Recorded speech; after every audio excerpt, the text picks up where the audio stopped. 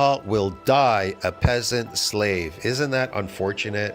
And many people out there will be exactly like Blaha. They're all domesticated, brought up, conditioned, domesticated, born peasant slaves, and they will all die peasant slaves. Over and over that it is a real problem. Okay, so again, people say, well, it's an ethical stance. Well, quit pretending your ethical stance is part of it. Look at him. He looks crippled, doesn't he? He looks like he's handicapped. Look at him when he got on there with his stick arms. He looks weird. Let's just stop. He looks like an alien. They probably peg him as an alien, no hair on his head. Just admit it's bad for you and you're doing it for your ethical reasons and you're willing to sacrifice your body for these animals and just call it that. Can you imagine? He has to constantly exercise himself so that he can stay conditioned because of the peasant slave food diet. Wow, this is pathetic, man. This is so pathetic. Let's tell everybody how crazy you are and move on. Yeah, tell people just how crazy admit you to are. it. Just admit to people how crazy you are, Blaha. They already know. All right. Just admit to it, dude. The carnivore, where do we even start? Where do we start? I don't think that the lack of carbohydrates is the biggest issue.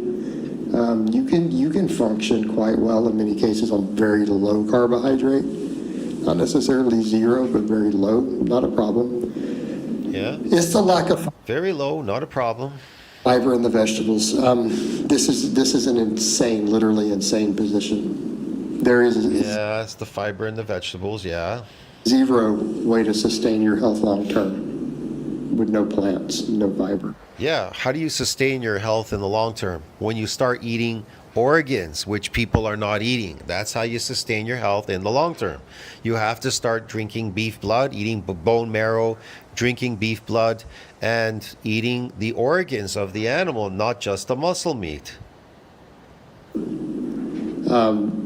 And they love to argue, well, without carbohydrate, you don't need fiber. This is again an insane position because fiber is about gut health, gut motility. No, you don't need fiber. Fiber destroys your gut. It causes leaky gut. Gut biome. No, it doesn't do anything to the gut biome. Your body has to create bacteria to try to break down this stupid fiber now when you're eating it. That's the problem. Once you get rid of that fiber, those bad things go away. Just about the absorption of carbohydrate. What about the inflammation, Blaha? What about the bloating, the farting, the inflammation, and the fermentation? Are these all natural things that we should get by eating fiber? Are these all the good things? Yeah? Okay. The complete lack of antioxidant status, and they'll go on and on What antioxidants? There's antioxidants in meat.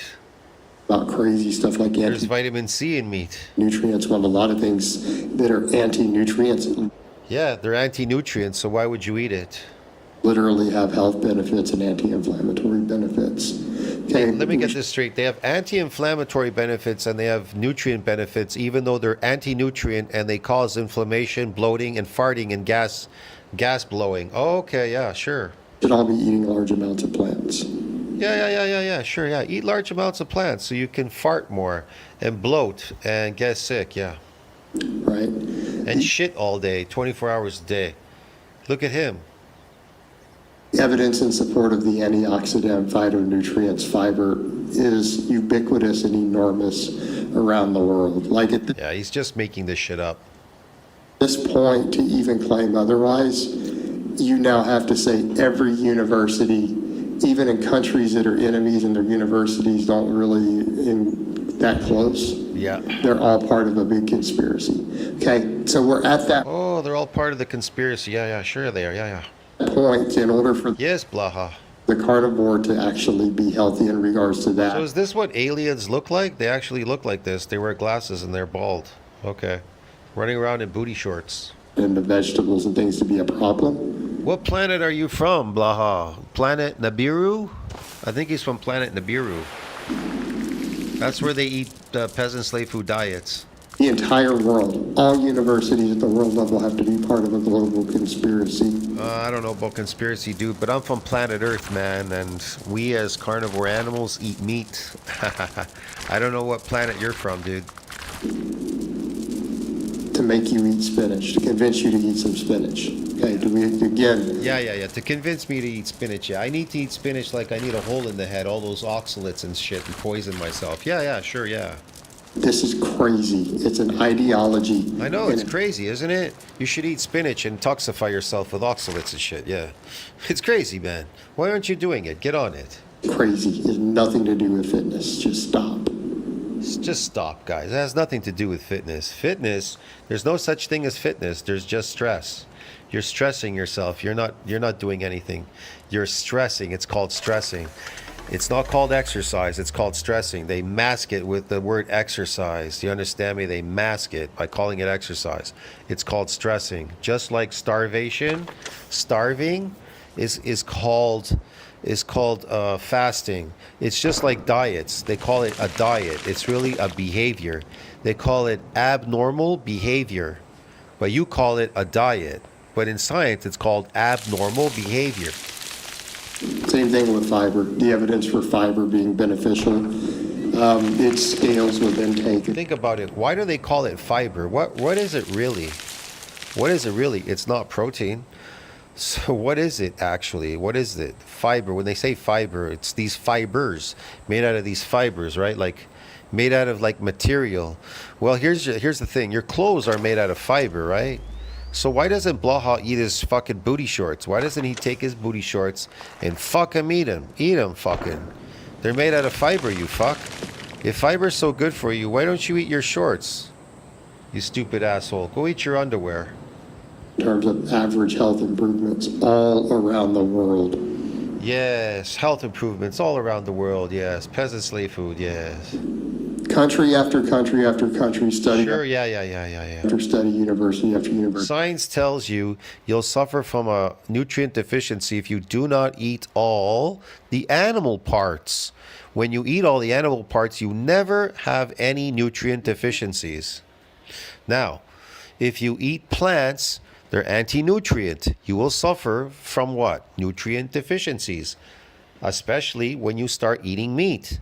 So here's what happens. The people are eating muscle meat, but they're eating plants as well. But as you get older, you're going to suffer from what they call nutrient deficiencies.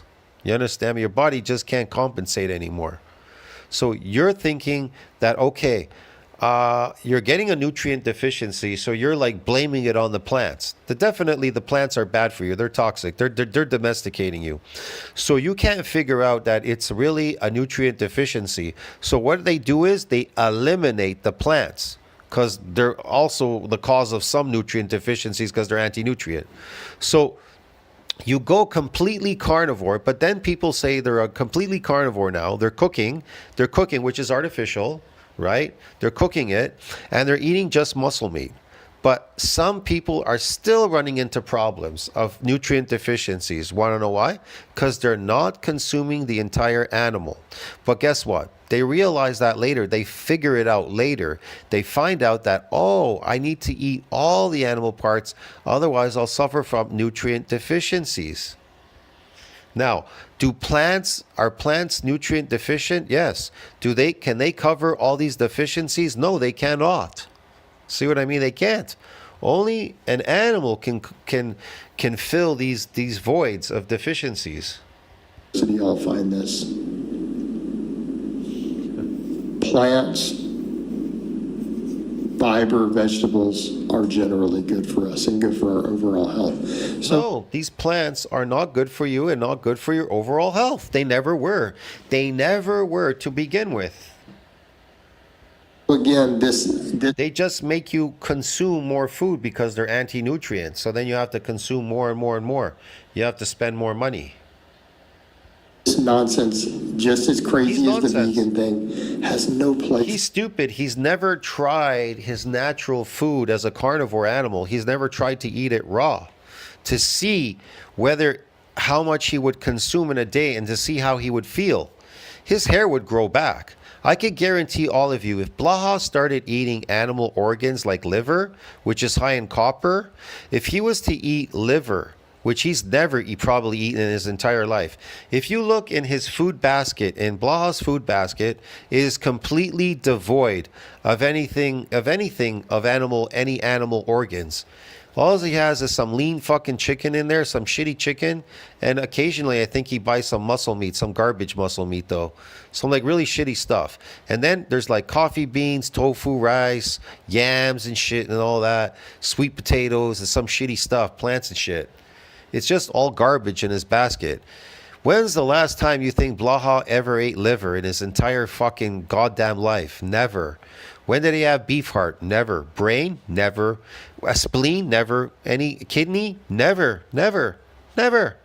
No, man. And he doesn't even eat the entire animal. When's the last time he had bone marrow? Never. How about some beef blood? Never. Has he ever drunk any raw milk? No, never. What kind of milk does he drink? Pasteurized, because he's domesticated. The pasteurized milk domesticates you, bro. Get it? That blah is so artificial at this point. It's ridiculous. He's never eaten any of these, and I can guarantee you Blaha would transform if he ate them. If he ate these organs, his hair would grow back and his eyesight would get better. He wouldn't need glasses anymore. In actual fitness, guys, it is no place in it. And we really have to just accept that. Look at these Yes, you have to accept that. There's no place in being natural, guys. You have to be unnatural like Blaha, peasant slave. Groups as crazy cult ideologies, because that's what they are. They're not health, they're not fitness. Yes, they're not health, they're not fitness. Their ideologies is crazy. Like Blaha, he's his fucking stupid ass religion, exercising in the fucking garage all day, stupid religion here, and eating tofu. Even if some cases in them, there may be some unique benefits to certain aspects of them. As a collective, they are. Oh, he admits there is some benefits. Okay. All right, guys, but that's really all I have to say. Thank God that's all he has to say. Listening to him, man, it's just ridiculous. It's people like this, when the dumb people on his channel, they watch him and they think, what the fuck, man, this guy, oh yeah, he must be right. Let's see the comment section, because this video is kind of new. Let's see if anybody wrote any comments. Oh, they did. Let's read them. Let's see what this goof says. TD at Ace 25. Carnivores will be told they're having a heart attack and deny the ribeyes, sticks, or butter and bacon had no impact. Yeah, okay. No carnivore animal ever has a heart attack out in nature. Why would they have a heart attack now, eating animal products? All right. Yeah, with Jordan Peterson, look at this guy, Luke Mouse. Yeah, with Jordan Peterson, he seriously damaged himself with benzo withdrawal. Benzo? What's a benzo withdrawal? He damaged his nervous system and it became super sensitive to certain chemicals in food that should be fine. I looked it up and it's a real thing. I didn't believe the nervous system could respond in that way, but apparently it can. He was on antidepressants for decades. Yeah, he was on drugs. Drugs are not natural, they're unnatural. Why was he on them? Because he was a domesticated animal. How domestication affects everybody is different. Like Blaha. Blaha has lost his hair. He's in that group of bald-headed, four-eyed men with kyphosis and sarcopenia. And some, I don't know, he's got some metabolic diseases, psoriasis and other fucking weird diseases. So he's in that group. Then you have the obesity group. Then you have the cancer group. Then you have autism. And then you have, I don't know, fucking poor dimorphism, poor aesthetic, didn't really fully develop, poor sexual characteristics. Then you have transgender, then you have gay, you have transvestite, you have every kind of fucking shit because of this fake ass motherfucking diet, broski. See these assholes that write on the channel? These are the kind of assholes that live out there in the world. It's worth pointing out that veganism is an ethical perspective focused on reducing suffering to that's what it is. It's not based on health. It's based on reducing suffering. Some bullshit suffering to animals. Animals aren't suffering. Alex Leonidas, Clarence Kennedy, and Vegan Gains mog you. Yeah, they mock Blaha, but those guys are full of shit too. I don't believe anything that they say. I don't believe them, but whatever, man. You can believe whatever you want. It's a free country. I'll see you in the next one, friends. Look at him swinging there, swinging back and forth. See you in the next video. Ciao, friends.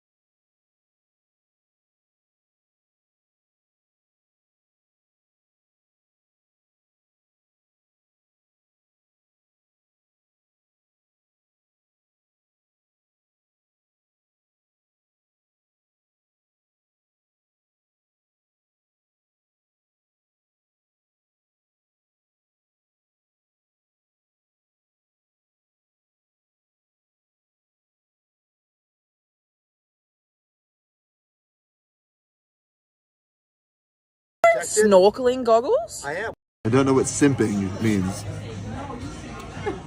I don't. Are you wearing snorkeling goggles? I am. What if we fall in? Mate. You're not bitchy, but you're not a sweetheart. You know, like. Okay, look at this.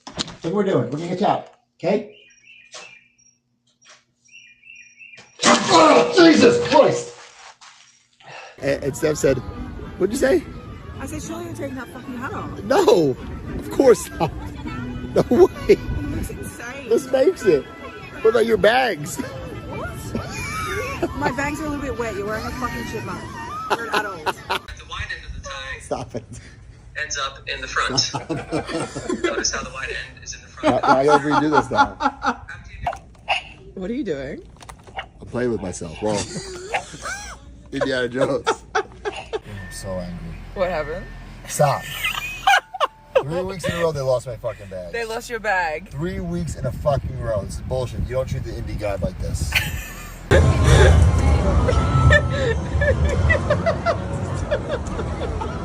Matt, how nervous are you? Very nervous. Get a tattoo. Mount Carmona is a person. Yes.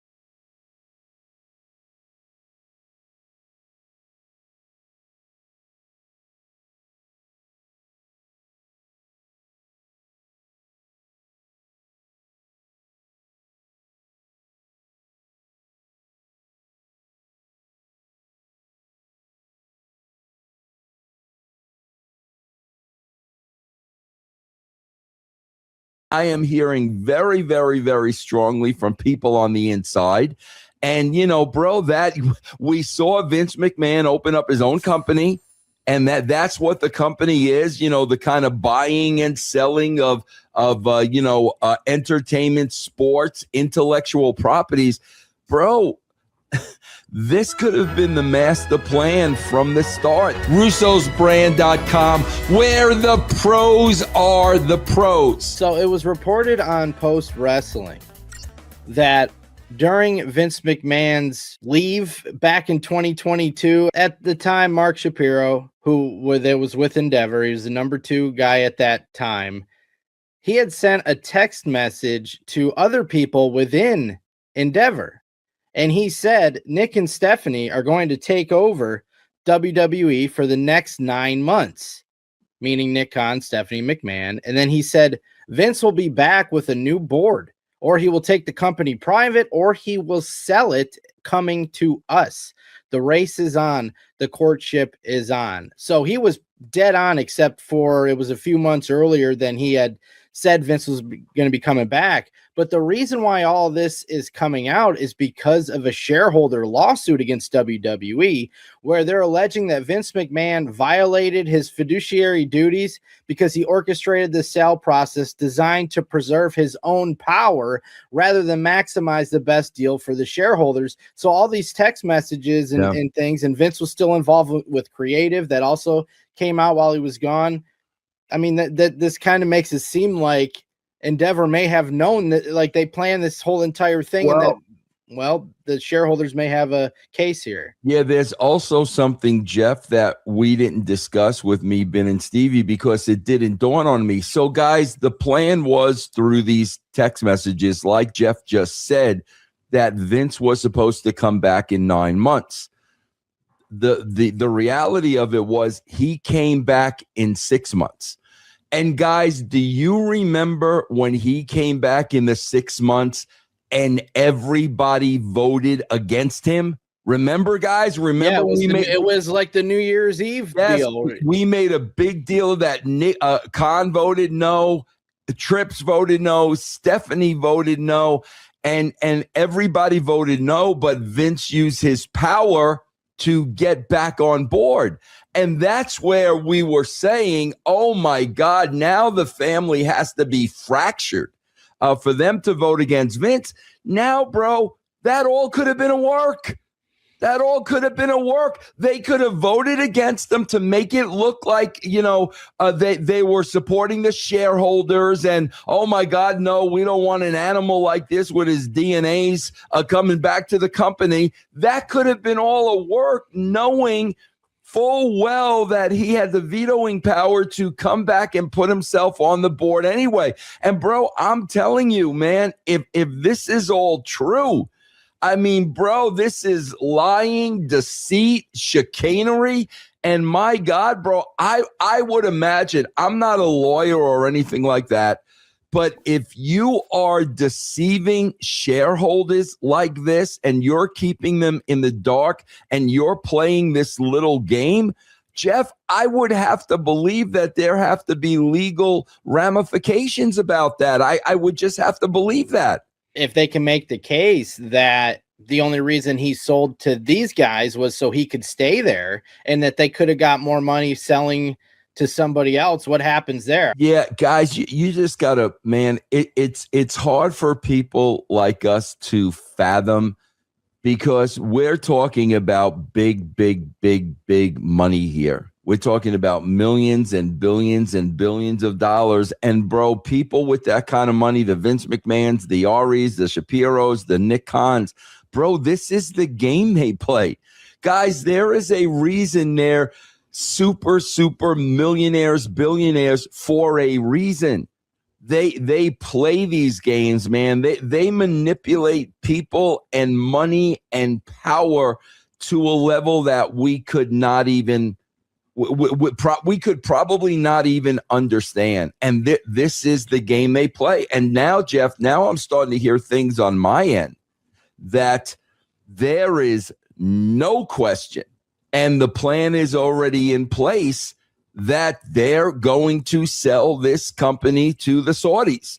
I am hearing very, very, very strongly from people on the inside. And, bro, that we saw Vince McMahon open up his own company, and that's what the company is, the kind of buying and selling of entertainment, sports, intellectual properties. Bro, this could have been the master plan from the start. These people know billions and billions and billions of dollars means nothing to the Saudis. Absolutely nothing. Shapiro, Emmanuel, bro, they're not wrestling people. They don't give a shit about wrestling. They're money people. So, again, Jeff, it's funny, bro, because when things like this happen, there never seems to be any consequences. When it comes to the rich, somehow, some way, they always seem to get away with everything. But, these emails, bro, shed a whole new light on things. Yeah, and with the messages that came out about them discussing the creative for that WrestleMania with Cody Rhodes and Roman Reigns, they also report here in Post Wrestling that interaction regarding the new creative for Reigns and Rhodes runs counter to Khan's statement a month later on CNBC, where he said that McMahon was not involved in the creative process. Also in that conversation, he directed them to continue this chat in Signal, but for some reason he typed it backwards as Langus, like he was trying to cover it up. And then Vince McMahon said, "What in the blue hell is Langus?"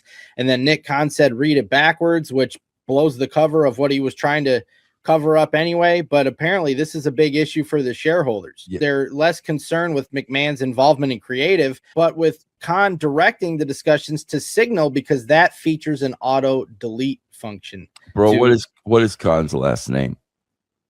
Khan. They're all liars, guys. all of these people are liars. They're all freaking lies. And we were just talking about it with Ben and Stevie. Bro, you're doing a SmackDown, and the whole theme is Mrs. Little Balls.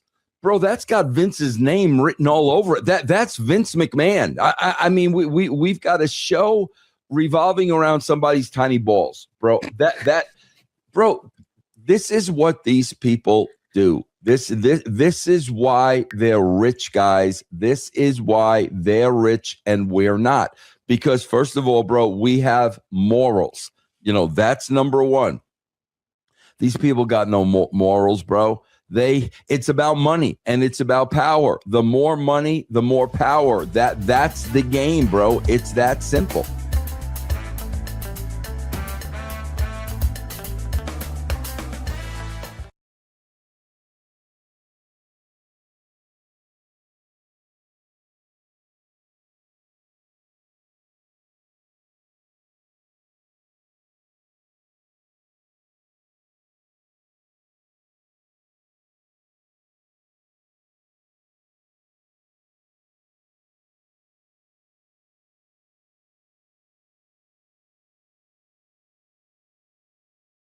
Well, hey everybody, it's T here. We're back with the Blahard video. And in this video, we're going to react to the gym lifting, recruiting, fitness gear slave himself, Jason Blahard of the fitness industry, the grifter of the fitness industry.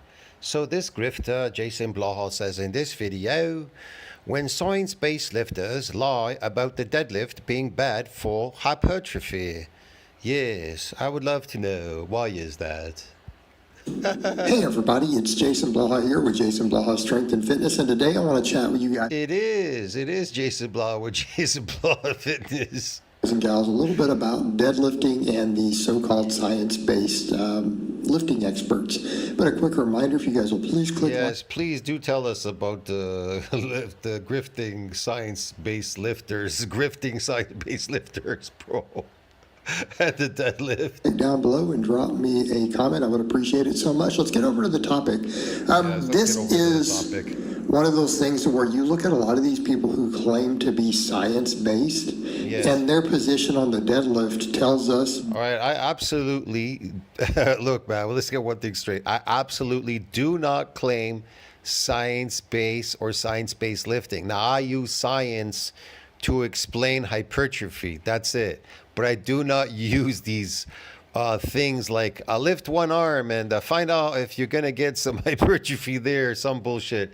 We don't need to know any of that. We only need to know what activates the satellite cell, how to get these nuclei, if you want to do remodeling. Okay. If you want to know different levels of damage and what you'll get according to that damage, that's important. We want to know what type of training do we need to get myofibrillar growth, remodeling, or just nuclei. Really low level damage could possibly get you only a repair, but will get you nuclei, so growth, without any specific remodeling. It depends. It depends exactly there. It's complicated, but yeah. So we only really want to know these things. You know what I mean? And we want to know sarcoplasmic to myofibrillar hypertrophy. How are they accomplished? Well, food. Food accomplishes them, not lifting a heavy weight, bro. Muscles are post-mitotic. Steroids do not build muscles. Tablets do not build muscles. Peptides do not build muscles. Fucking no supplement, nothing on this planet builds muscles. That's why Blaha is disgruntled in his videos. He keeps making these videos about supplements that they don't work, and that I sued Lainey Norton because of what was it? Something about BCAAs. They don't work. They don't build muscles. What do you mean what do you mean they don't build muscles? Of course they can't build muscles. Muscles are post-mitotic. It's impossible to build a muscle. No steroid, no BCA, nothing. No amino acid is going to build a muscle. Now, it can aid in a repair because muscles are prone, right, to getting micro damages, but in specific states like unaccustomed, untrained, unfamiliar forms, and extreme exercise, providing you're doing well mostly in the eccentric, because that's where damage happens. It happens going with gravity, not going against gravity. And so getting those 4 things right will get this damage to come back. Now remember, the last one was extreme exercise. It had nothing to do with unaccustomed, untrained, and unfamiliar. See what I mean? Because one guy says, oh, we need to repeat the same thing over again in the beginning. T said. No, T didn't say that. T says that science says unaccustomed, untrained, unfamiliar, and extreme exercise, doing it, and eccentric gets this damage. It's really simple, bro. Get it? Then it needs to go through something called a repair and a remodeling. But here's the thing. If the damage is minor, then you're just going to get a repair regardless of what you're doing there. So minor that your body just says, fuck this, man, it's not worth it. You have to give it something. Then you have medium damage, which you could keep coming back relatively often to the gym, which why would you want to do that? That's just stupid. You need to focus more on growing instead of keep coming to the gym, breaking your body down. That's just going to aid you. So then you have extreme damage. Now that's the better one. So you get extreme damage, you go through a repair and a remodeling the entire week. You're growing, providing you'll get these nuclei, repair and a remodeling, plus you'll get the sarcomeres and parallel series, whatever. You get all this stuff, okay?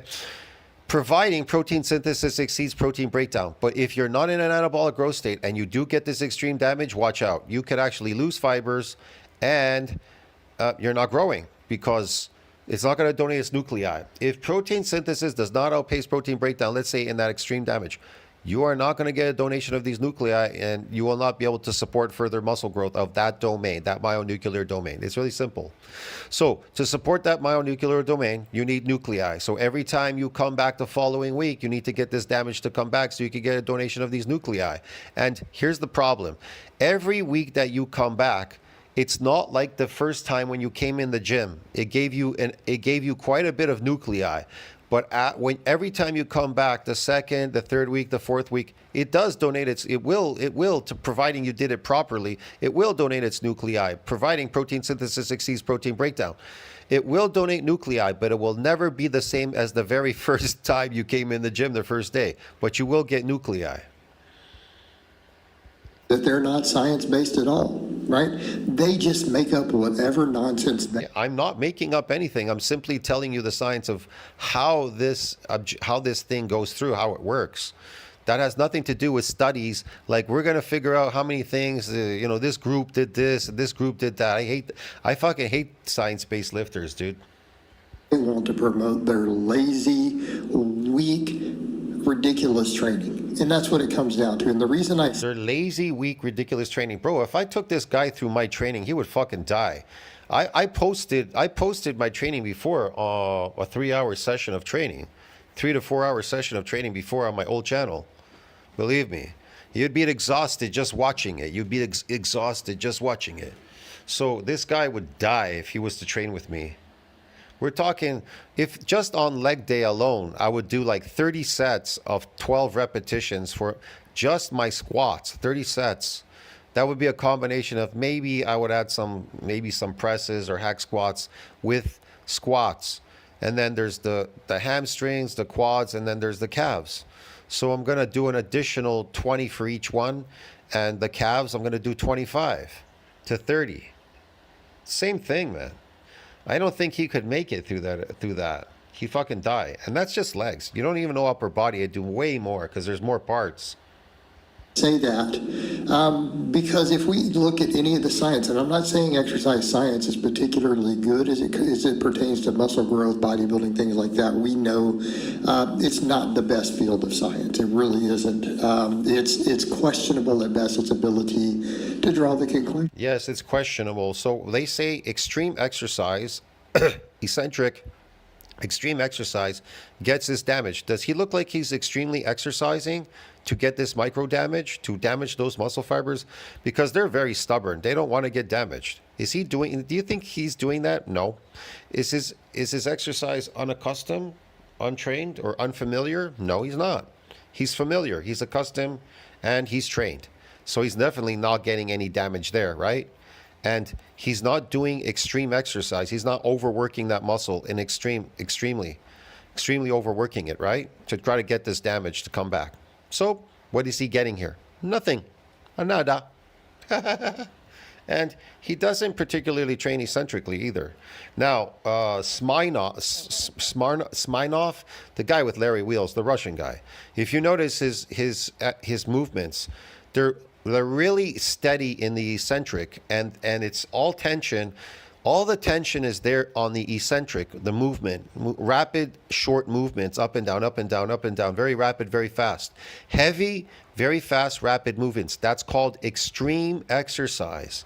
Okay, learn extreme exercise. This very slow, couth, motor unit recruitment. No muscle building whatsoever here. Nothing. No muscle micro tears. Zero.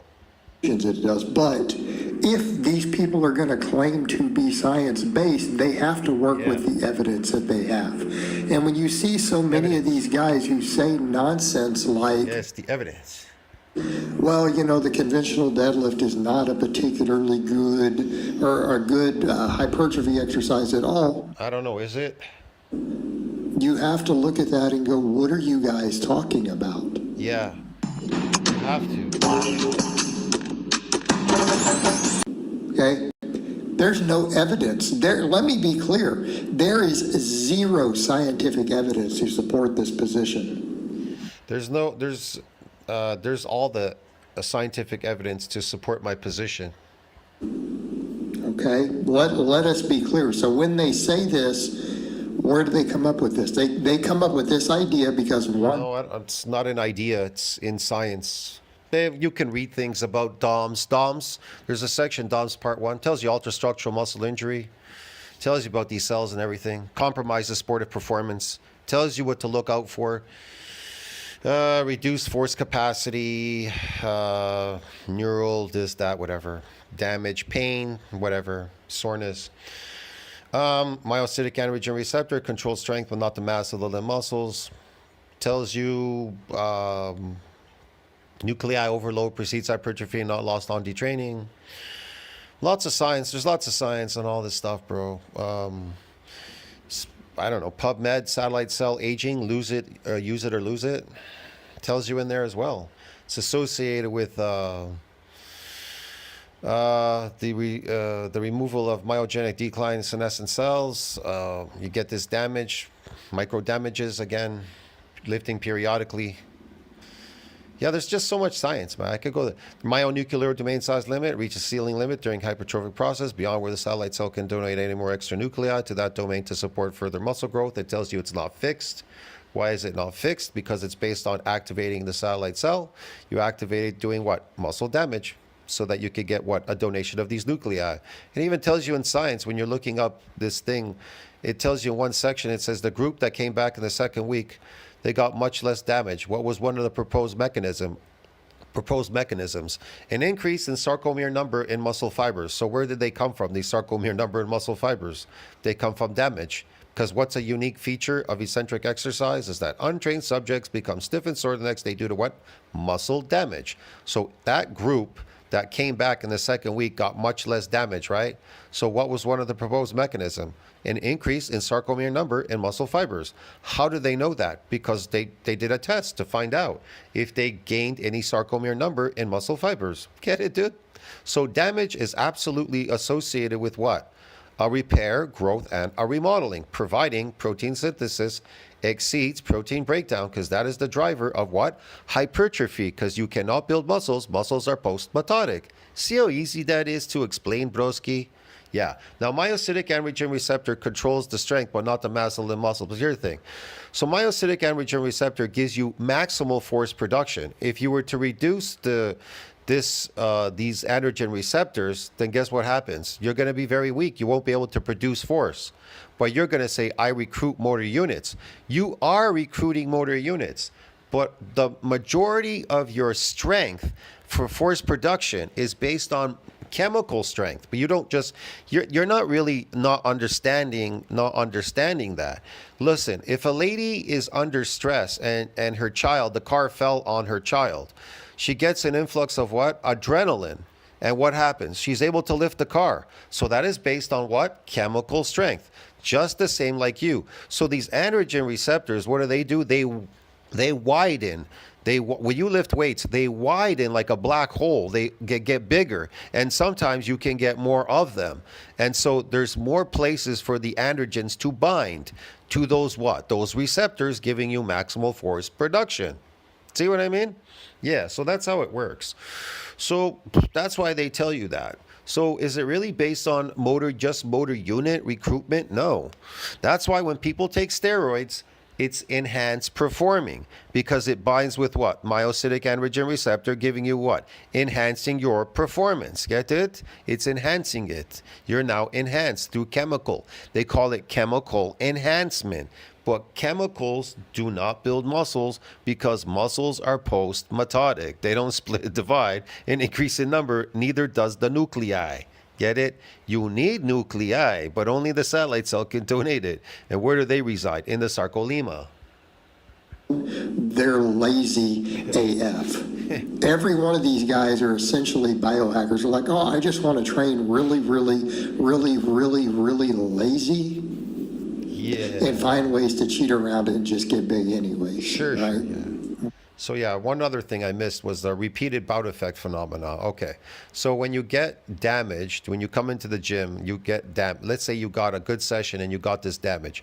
You will not get damage with the repeated bout effect. The reason why, because the motor units now and the chemicals in your body will protect those fibers from getting re-damaged, because if they were, you'd lose them. They would just die, right? If you came back and now worked out with like damaged tissue, because your body's going through repair and remodeling now. Listen, you have to get smaller to get bigger. You're actually going to lose muscle cells. Right?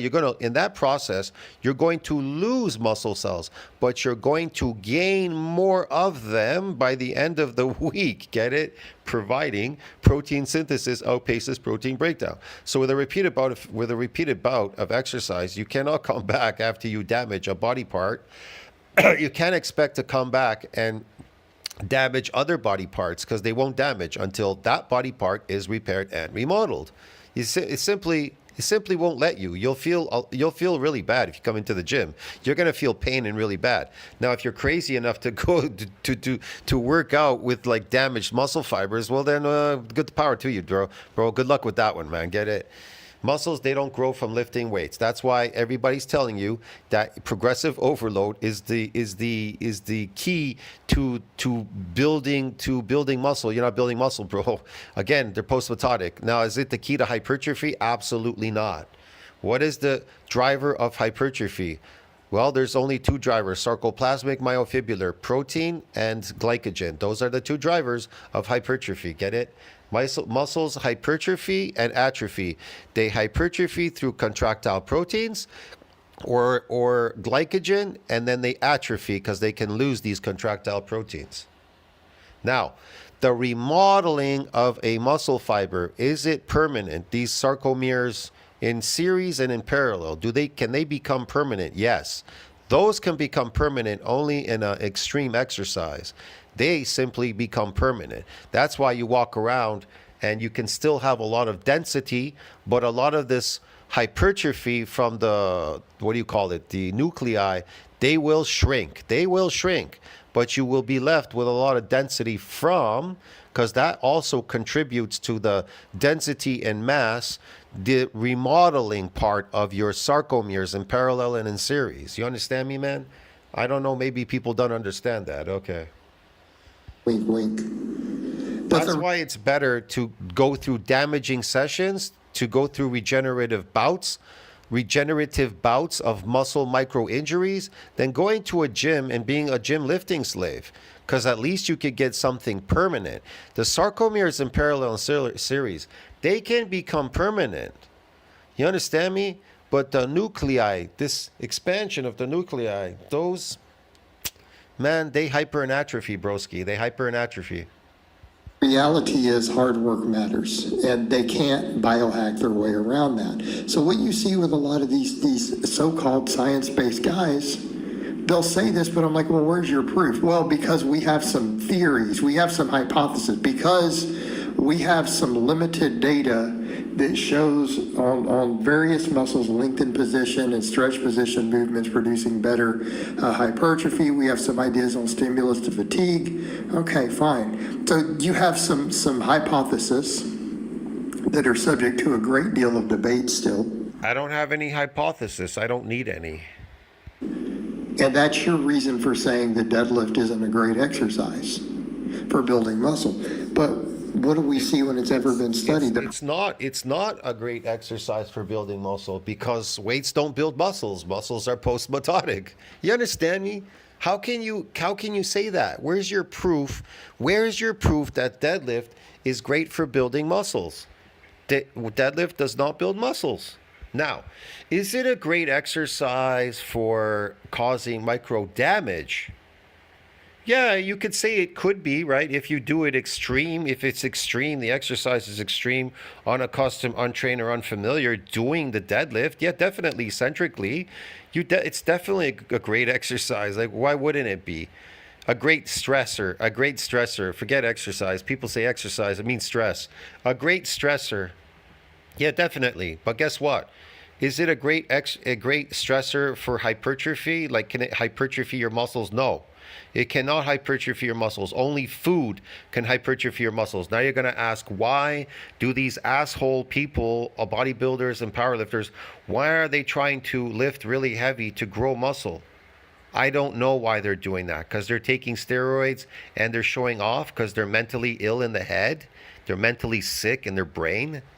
You understand me? If the driver of hypertrophy is protein synthesis or glycogen synthesis, then what the fuck are these people lifting heavy for if muscles are post-mitotic?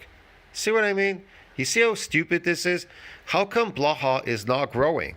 He says that, he just told you that deadlift is the best exercise for what? For muscle growth. So why isn't his muscles growing? He's lifting 500 pounds off the floor, right? That's like triple his body weight. So why isn't he growing?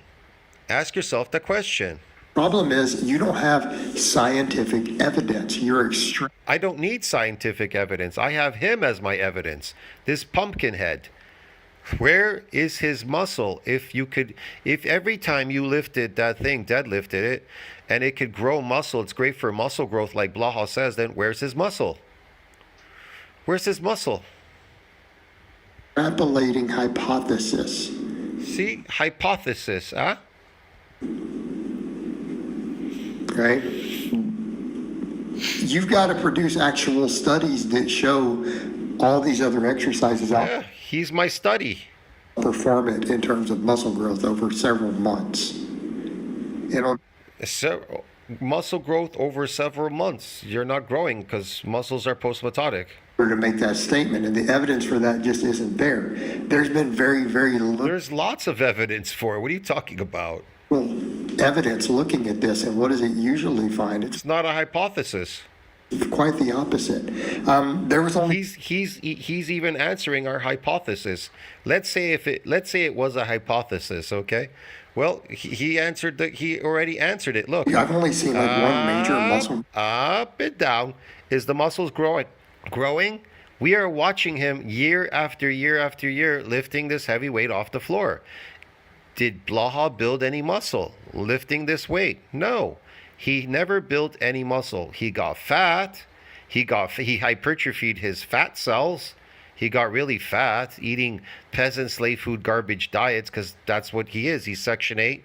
Section 8 housing, tofu garbage diet. Get it, bro? He can't afford to eat. He can't even go to a restaurant. He can't go anywhere because he has no money to eat, bro. Get it? Zero money to eat, broski. Real study on the deadlift, and the deadlift produced phenomenal muscle growth. It beat the squat when they produced phenomenal muscle growth. Yeah, it sure did. Yeah. It produced phenomenal muscle growth. Sure, anybody could say that. Compared head to head, including the problem is we don't see it. We don't see it on anyone. Nowhere. Want to know why? Because muscles are post-mitotic.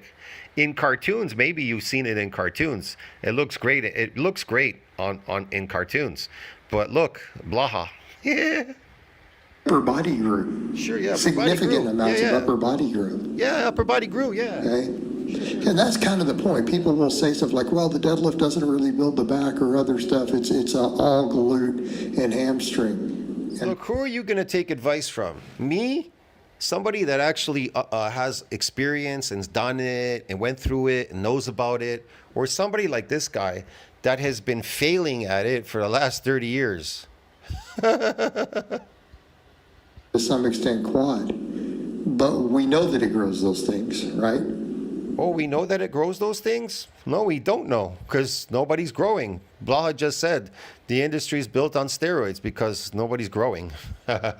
We know that it grows those things quite effectively. Well, then if it grows those things quite effectively, then why are people taking steroids, Blaha? If it grows effectively, why do people have to take terkestrons and peptides and modulators and SARMs and I don't know, creatine and all these weird things if it grows so effectively? But when it's studied, it grows the upper body. The upper body grew in MRI studies significantly from progressive. It did? It grew significantly? It grew from lifting a weight? An MRI? Really? Oh, yeah. On deadlifts. Sure it did. Yeah. Okay, the same thing when you look at any form of EMGs, right? So muscle activation, and I'm not saying EMG always correlates to hypertrophy. EMGs, muscle activation? What do you mean correlates with hypertrophy? Food is what hypertrophies muscles. is your gold standard. Listen, what hypertrophies fat cells? What hypertrophies the fat cell? Food. Food hypertrophies the fat cell. Okay. What hypertrophies muscle cells? Food. Food hypertrophies muscle cells, not lifting a heavy weight. You get it, man? Any means it doesn't. But it does show, muscle activation. And every time the conventional deadlift or some proxy of it, like on a rack pull or whatever is looked at, what do they find? Tell me, what do they find exactly? What do they find, Blaha? Things like lat activation are through the roof. Oh, brother, lat activation is through the roof. Yes, sir. Okay. Yeah. Lat activation's through the roof. Oh, it is, Okay. So the same thing, hamstring activation through the roof. Hamstring activation. Yeah, that's about it. It's activating through the roof, but that's about it. The deadlift shows high degrees of muscle activation. The very limited research Yes, high degree of muscle activation, but what about any micro damages? Any micro damages? No, not if you're adapted. looking at hypertrophy, it showed profound hypertrophy and muscle growth. It showed profound hypertrophy and muscle growth, or hypertrophy? Which one? Muscle growth or hypertrophy, bro? This guy's insane. Yeah, it showed profound hypertrophy. It caused inflammation. So 10%, you could walk around with 10% inflammation in your body. That means that water has entered into the cell. You get an inflammatory response. So people that are drinking water in the gym, they're carrying these fucking water bottles all day, drinking, and then they're inflaming their muscles. That water is entering into your cell. I think that's pushing the, what do you call it, the sodium out of your cells. It pushes sodiums out of your cells. We keep drinking water. Here's another thing. You keep drinking water and you're working out. I'm going to have electrolyte deficiency or some bullshit. So when these people say this, where's your evidence? Like if they're going to say, oh, I'm this science-based guy. Yeah. I showed you my evidence. I always put it in the community section. I proved everything that I say. No, you're just a lazy piece of shit. That's all you are. That's really all you are. You're just lazy. So you're lazy. So if you continuously do what Blaha does, like keep failing at lifting, but if you do it the proper way, you're lazy. So if you do it properly the way it was meant to be done, you're lazy. But you're not lazy if you keep failing like him. Yeah, okay. Not science-based, because you don't have science to back it. Right? I got science to back what I say. I backed everything with science. What are you talking about? They don't have actual science to back this statement about the deadlifts. They'll extrapolate, well, I do. I have exact science to back it. And look at Blaha. Is he building muscle? That obviously tells you muscles are post-mitotic. He's lifting 500 pounds off the floor. Why aren't his muscles building every time he lifts that weight? Because muscle is post-mitotic. this other stuff on stretch was, yeah, but no. Show studies on the deadlift. Show that these other exercises are beating it. Well, they can't, because the limited stuff shows superior muscle activation, superior hypertrophy. Superior muscle activation, but not growth. Activation, but not growth. In the few limited studies looking at it. Yeah. Okay, how about the real world? So then we sit back and say, well, you know. Yes, how about the real world instead of Blaha's fantasy world? Since we don't have studies, all we have is the real world, and there's plenty of really small elite powerlifters. Not really. Yeah. Yes, really. There are a lot of small powerlifters. That's why they go on steroids, to fake it. They go on them to fake it because it doesn't build muscles. Muscles are post-mitotic. So these grifters, they get disgruntled and they go on steroids to look the part. They want to look the part. See what I mean? But here's the thing. The steroids are aiding them in lifting heavier because they're binding with the myocytic androgen receptor, giving them maximal force production. You don't see that. OG bodybuilders, how many of the best bodybuilding champions historically deadlifted, and they deadlifted a lot? Because it's part of bodybuilding, you dumbass. What are you talking about, Blaha? They power lifted. They're bodybuilding. They're not body lifting. Their goal is not to body lift. Their goal is to body build, but it's fake. Their body so-called building is fake. Arnold Schwarzenegger, Franco Columbu, Ronnie Coleman, Jay Cutler. Yes, of course. Name off all these steroid people that competed and then retired and left the scene and left all the crumbs for people like you, Blaha, to keep picking them up forever and ever and ever in a garage. How ridiculous is this, bro? I don't keep breakdancing. Here's the thing.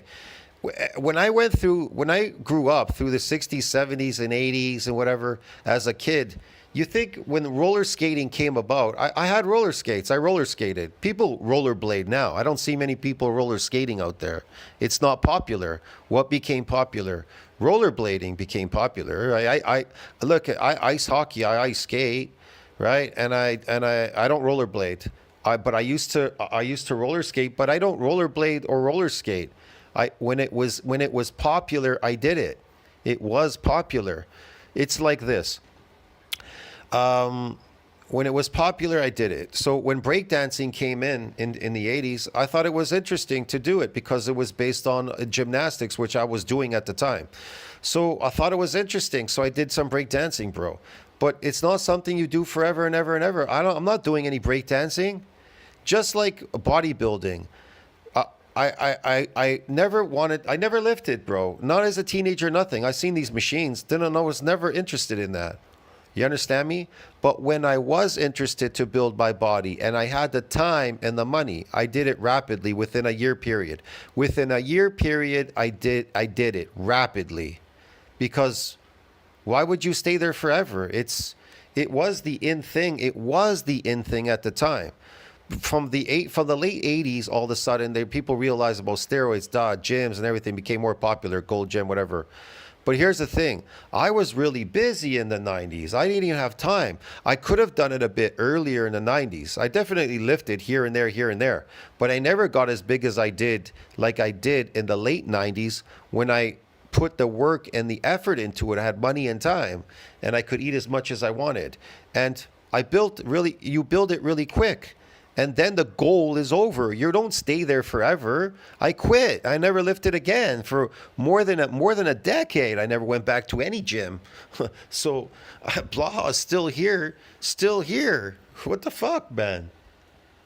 Had 600 plus pound deadlifts. Every last one of those guys. Every one of them could deadlift over 600 pounds and did. Yeah, okay. I do like sports. I'm not against sports like swimming. When summertime comes, I go swimming in the summer. You know what I mean? When I was a kid, I used to go sometimes in the wintertime to the pool. We would go to the pool, in an indoor pool, and go swimming because we were kids. You know, what could you do in the wintertime? Not a lot. So we go to a recreation center and go swimming there as a child. So those are based on sports, really. And in the wintertime, you would ice skate. I play ice hockey, ice skating. The rinks were open everywhere. In the wintertime, so you go tobogganing, we would go skiing. When we were kids, man, we bought these things at what was it, Kmart or something, Woolworth, Kmart. They sold these little plastic skis, man. They were cool. And they came with these little poles, and we would go to Hyde Park in the city, and we'd fucking find these hills, and we'd ski on them, man. And they were cool to ski on. They were neat. They had these laces. You tie them up to your feet with your boots. And they actually worked, man, for plastic skis. They cost nothing. And so they were fun to have these things, man. You really, I don't know how to describe it. Those days were different for kids. We really were out a lot because we didn't sit on computers all day or laptops or computers. We traded hockey cards back in the day. I used to sit out in the summertime. We would trade hockey cards. We would put hockey cards, the shitty ones, we would put in between our spokes on our bicycles, and we would ride them down the street making that flapping noise like it was an engine. We made these little go-karts. We would push each other. We would do all kinds of weird stuff, man. We were always out enjoying ourselves, but our attention spans were short. So we would always do something else, something new, or go back to the park again, play on the toys, and then we get exhausted from that. We would try to go swimming in these little pools in the summertime, and then we get tired of that. We'd go somewhere else and do something else. Yeah, man. We would play basketball, play volleyball, we would do badminton, man, whatever was available, bro. We played tennis, bro. We would do every fucking kind of thing you can imagine because you get bored quickly as a human. That's why you notice styles in cars and buildings and electronics, they keep changing. They change because we would get bored of them very quickly. They all won Mr. Olympias. How about before gear became really prevalent? Yeah, okay. Okay, Reg Park. Steve Reeves, but even Reg Park, 700-pound deadlifter. He believes the deadlift created life. Reg Park, he believed what? large amounts of hypertrophy. He was He talking believed it created huge amounts of hypertrophy. No, it doesn't. Food is the driver of hypertrophy. bodybuilder in the world in his era. See? You see how these people think? They think that weights have magic powers to build muscles, and they don't build muscles. Hey, do we see the problem with these ideas? The deadlift absolutely will never hypertrophy you, ever. And I mean ever. Ever. Not in these contractile proteins, nor will it hypertrophy you in glycogen, because only glycogen can hypertrophy muscles. And only protein, building up these contractile proteins, eating protein, can hypertrophy muscles. Get it, dude? No amount of lifting can do that. It's impossible out of thin air. Time proven exercise for getting you big. Look, lifting weights just opens a window for protein synthesis and glycogen synthesis. Now, which one you're eating is up to you. Which one you're doing, I don't know. Getting thick and dense. We're talking. Yeah, but nobody's getting thick and dense. Proven all the way back in the 50s and 60s, it was a mainstay among the champions. We've seen all these Mr. It was a mainstay against phony, fake champions on drugs, drug addicts, only drug addicts. Olympians who did it. People say, but Yeah, you drug addicts. can't use the anecdote, we have to use science. Well, all the science shows the same thing. So where are they getting this nonsense? It only comes down to, well, because there's no stretch position loading. The second you take that part out, and if anything becomes about mid-range or shortened position, we The have science always shows people they're untrained subjects. They're always doing these tests on untrained subjects to see what they would get. They don't do long-term studies, very, very long-term studies to see what's going on there. Costs money. superior tension in a whole lot of muscles, particularly the back and posterior chain. Yeah, okay. Okay? Yeah, it's not going to Yeah, okay. build the best pecs and biceps. Sure, I think we all understand that. What about all these other muscles? Yeah. Yeah, absolutely. Yeah, it's gonna build them by lifting. It's gonna magically build it. It builds it up. How? If there's a window now for protein breakdown, a window for protein synthesis, how does the weight build the muscle? If there's a window now it only opens two windows. After you lifted that weight, it opens two windows, one for protein synthesis, one for protein breakdown. So how does the weight build muscle exactly? Huh. It will make you thick. It will make you thick? Oh yeah. Look at Blaha. You looking thick to you or what? It will make you thick as hell. So again, they're not based. Sure does. They have no evidence. They're not science Blaha is my evidence. based. They're I have lots of evidence watching Blaha. based. Look at Blaha. That's the only evidence we need, man. Guys, but that's really all I have to say on that today. Yeah, thank God that's only has to say, man. If he said any more, I think we would be like completely out, dude. See you in the next one. Ciao, friends.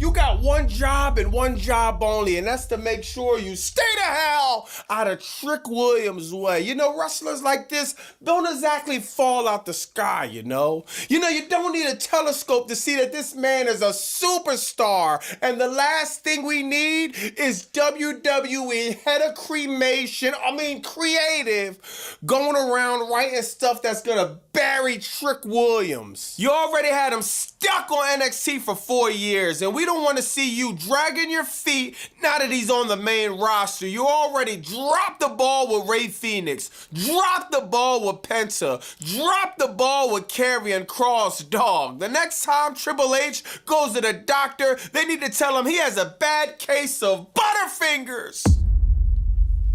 Now, on top of Trick Williams making a debut, you also got a return from you better had. Came back to the WWE as Matt Cardona. I think this is a fire decision from WWE. I think you could get some great storylines from Matt Cardona. You could get some great matches from Matt Cardona. Now, unfortunately, the last time we seen him, he came back as Zack Ryder in the John Cena Last Time Is Now tournament, where he decided to take a crap on himself in the middle of a match with LA Knight, as we learned from Karrion Kross in a tweet. Now, we know that LA Knight is doing ads and commercials for Slim Jim, so maybe Matt Cardona could do a commercial for, let me think, Pepto-Bismol? Hey Matt, make sure you go to the bathroom before you get to the ring. Nobody wants to wrestle with somebody with a shitty ass. Now, another wrestler looking to make his return, Chad Gable. Some new footage of him working out, man. This dude looks jacked. He looks like $1 million, man. This is the thing, though. Chad Gable was 26 when he came to WWE and entered NXT. Chad Gable will be 40 years old. It's been 13 years. WWE can't think of anything compelling with Chad Gable as far as the booking. I don't remember one memorable storyline. I don't remember one championship run. I don't remember anything regarding Chad Gable that really put the character over. This is what I'm talking about. Why wait until the man turns 40 to even think about pushing him in any way? Now, there's some rumors that he's going to be doing the whole El Grande Americano crap with Ludwig Kaiser. El Grande Americano versus El Grande Americano. Give me a break. Chad Gable deserves way more than this. Since you like doing the click copy, click paste, click copy, click paste crap, how about you click copy and click paste just a percentage of what you did for Kurt Angle? It's right there. The story is right there, bro. Like, Vince McMahon showed you how you book somebody like Chad Gable. Let me know in the comments what y'all think about this, and do you want to see Chad Gable back with the American Grande crap? Or do you want to see Chad Gable book like the monster he is, man? Look what AEW did with Neville, a.k.a. Pac, in the Death Riders, looking like a legit superstar now.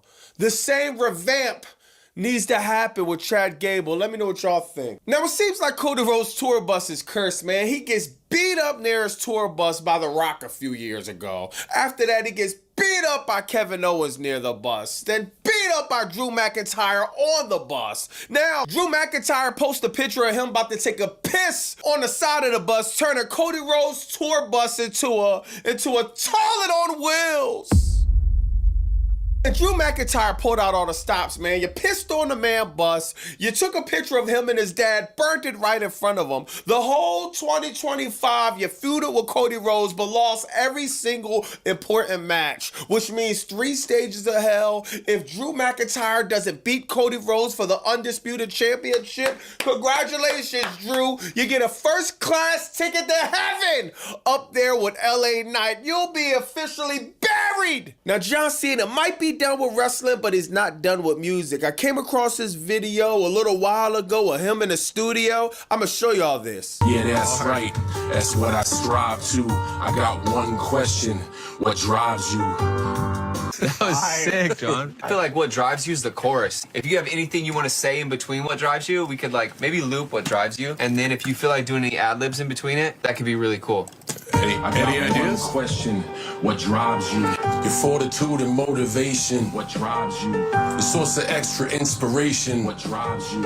In any given situation, what drives you? So seize the moment, kick the day in. That's cool. I love that. Hey, John Cena, you're retired from wrestling. You might as well go and retire from rapping as well. What drives you? What drives you? What drives me crazy is this whack-ass song. Bro, you sound like a robot, and we just watched you give up and tap out with a big-ass smile on your face. Go kick that inspirational, never give up shit somewhere else. This ad is brought to you by the Pirates in the Chat. Go to BobbyMonsoon.com. Get your Ruthless Depression ad t-shirt. If you're sick of the BS in professional wrestling, if you're sick of the soulless billionaires taking advantage of the fans, show them you had enough. Go to BobbyMonsoon.com. Get the Ruthless Depression ad t-shirt. Then, now, and never again. Now, Crackdown started off with, hold on. Now I'm thinking about it. The same thing still remains. Even though Crackdown was a little bit better this week, you still gotta be down with smoking crack. To think this is a good show, I need to see some consistency before I could put Crackdown over. I need to see some consistency before I could stop calling it Crackdown and call it Smackdown. But man, the show started off with The Miz cutting a fire promo. Man, I think The Miz is underrated when it comes to him on that mic, them promo skills. The Miz cuts a fire promo to start off SmackDown, man, and Randy Orton comes, man. He makes his return. Now, was Randy Orton gonna be in a feud with The Miz? Nah. Now I was about to get upset because Randy Orton, he didn't cut a promo. He didn't give us no explanation where the hell he's been mostly 2024, man. He just came out, RKO'd The Miz twice and got up out of there. But they did tell the story backstage. He ran into Cody Rhodes. He's staring at the undisputed heavyweight championship, putting Cody Rhodes on notice that after Cody beats Drew McIntyre, he'll be coming for the title. Now, I think this is cool. The only thing is, we need the 2009 Randy Orton back. We need the guy that punked Vince McMahon in the head. We need the guy that was the Legend Killer back. Next, you got the Women's War Games match with, hold on, that's not the Women's War Games. That's just the same exact match we did at Snore Games with Rhea Ripley, Io Sky, Alexa Bliss, Charlotte. Oh my God. This best friend crap is the worst storytelling imaginable. There's not one storyline in professional wrestling that's worse than this. When are we going to stop? It's 2026. We're still doing this crap. Nobody asked for the Women's War Games match. Nobody asked for the Part 2 version. This was basically the same thing without a steel cage, Jade Cargill, and God, what's her name? It's right on the top of my head. Oh yeah, AJ Lee! Somebody put APB out on AJ Lee! Next you got Matt Cardona going over Kit Wilson, which is fire, dog. I love how they introduced Matt Cardona with the woo, woo, woo. Then they switched the music to Matt Cardona. That was fire, man. He goes against Kit Wilson. He obviously beats Kit Wilson, which is good booking. We don't need Matt Cardona to be losing to Kit Wilson. In the Indies, Matt Cardona proved that he's more than just some stupid-ass silly gimmick. That he could be booked as somebody that could do hardcore wrestling, have blood feuds. He had the match with Shotzi. He had some fire matches on the Indies, man. I hope Triple H and WWE Creative don't have this dude doing silly stuff. Put him in some real feuds. Next, you got Sami Zayn coming out, cutting a heartfelt promo, man, about how he's looking to get the Undisputed Championship, about how his kid was asking him, man, you won the tag team, the Intercontinental, the US, why you didn't win that one? And John Cena won it 17 times. It was fire, man. Fire promo from Sami Zayn. But to my surprise, Trick Williams comes out of nowhere, interrupts Sami Zayn promo, let him know, man, you gonna get stomped out of these lemon pepper steppers.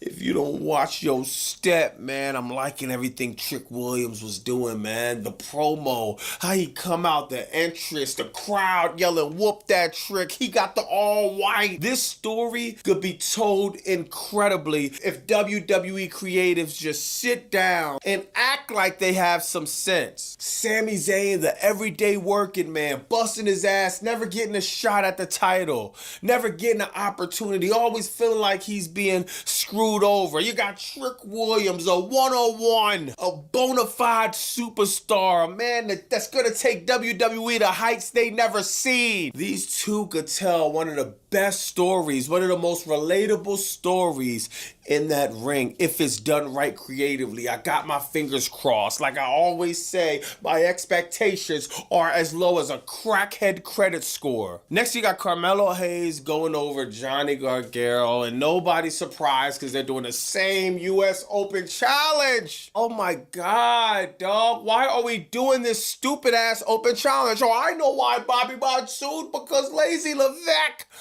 doesn't want to do too much thinking backstage in Gorilla. Why can't Carmelo Hayes just have a storyline be built for him? Dog, the US Open Challenge did absolutely nothing for Ilya Dragunov. Why we're doing it, I have no idea. Carmelo Hayes need to be in some type of storyline, but now it seems like since he has the US belt, he'll be stuck with this stupid ass challenge that he'll probably lose in the next 6, 7, 8 weeks, if not before that. And I'm just so over the US Open Challenge. Oh my God, they keep doing the same crap. Next, you got Drew McIntyre playing mind games with Cody Rhodes. Cody Rhodes was cutting a promo about, again, absolutely nothing. Drew McIntyre, he goes and cuts a promo on the Titantron, breaks the picture of him and Dusty Rhodes, man. But they do have a fire segment, dog. Cody Rhodes runs in the back to confront Drew McIntyre. Drew McIntyre skates, runs around, gets to the ring, has a trash can there, and lights the picture of Cody Rhodes' dad on fire, throws it into the trash, trying to get Cody Rhodes to hit him so he could get stripped from the title. It didn't work. Now he announces 3 stages of hell, which is so anticlimactic. The first, a wrestling match. The second, a no holds bar, false count anywhere. A third, a cage match. It's like, oh my, why are we even doing this? Y'all should have just had a street fight or something. Why are y'all even doing 3 stages of hell when 2 out of 3 is just regular matches? One's a regular match. The second one is a regular match where you can get pinned outside the ring. Who cares? Next, you got Chelsea Green losing the U.S. title to Julia, and no one cared, bro. Seriously. To be honest, I don't even know why Chelsea Green lost the title. Chelsea Green has the presidential gimmick. Why not give her a longer run with the title? You just took it off of her to put it back on Julia so Julia could do nothing with it. Julia, one of the best prospects to come out of NXT. WWE has buried Julia. She wins the title for a second time so she could do absolutely nothing with it. I think they need to discontinue the men's and women's U.S. title if they're not going to book it the right way. Next, you had the never-ending feud. Aleister Black, Damian Priest in the ambulance match. Damian Priest go over, great. No one cares about this either. They're not fighting for a championship. They're not fighting for U.S., Intercontinental, Heavyweight, Speed, Tag Team, Women's, NXT. They're not fighting for nothing. Wasting everyone's time. And it's just like, God, thank God this feud is over. I hope to never see Aleister Black and Damian Priest in the same ring again. I'm so over this feud. But let me know in the comments what y'all think about that, man. You had Crackdown. I give this a solid 8 out of 10, to be honest. I'm liking Trick Williams coming back. I'm liking Randy Orton back. I'm liking Matt Cardona being back. You know what I mean? I'm not asking for it. I'm just asking for a little bit of effort. I think Crackdown gave a little bit of effort tonight. They planted some seeds that could potentially grow. The thing is, will they grow? You know, WWE, they have a problem with the C word. What's that, Bobby? Consistency. They have a problem with it. So we'll see if they can continue to that. Now, Monday, we got Stranger Things. I want to see Braun Breaker go over CM Punk. No questions asked. That's all I care about with Raw on Netflix. But let me know in the comments what y'all think about that, man. I'm going to catch y'all in the next video. It's Bobby Basu, 215. Like, comment, subscribe. Bow!